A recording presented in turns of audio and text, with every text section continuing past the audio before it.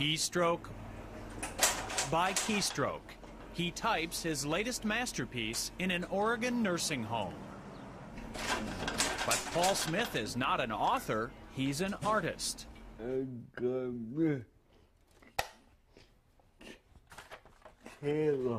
He was born with severe cerebral palsy, yet Paul Smith has created hundreds of works of art using a typewriter.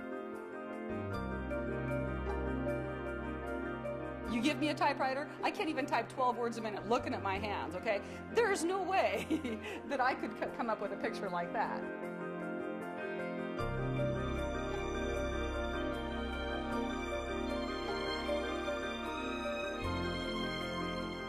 Every time I flip through the work, I'm just amazed. Because it's as good as art as you can find. Paul's movements are severely limited. His determination, endless. His disorder makes using a brush or pen impossible. But as a young man, he discovered the keys to expressing himself at the top of a typewriter keyboard. Using just 10 of the symbol keys, he taught himself to paint. Look closely and you can see how Paul typed pound signs to create the facial detail on his Mona Lisa. Here, the @ symbol doubles for desk drawer knobs in this scene of his childhood bedroom. Note the typewriter prominently displayed. Paul has created incredibly detailed pictures by artistically aligning those 10 keys against a black or colored ribbon.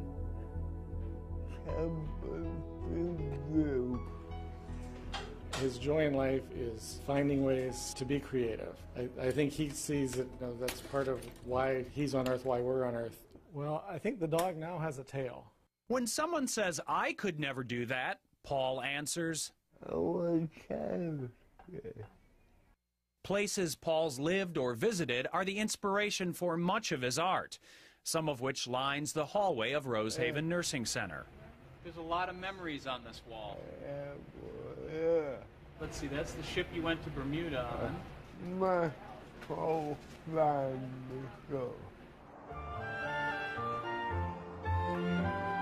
His family now is the staff and residents of Rosehaven, where he has lived since 1967. Hey, Paul. How are you doing today? Are you still working on that dog? Hi, sweetie. How you doing? He's such a terrific person. He's such a humble man, a real gentle soul. She's really nice. Oh, thanks, Paul. It's easy to be nice. Paul Smith would much rather brag about his friends at Rosehaven than about himself or his art. Hey, good guy.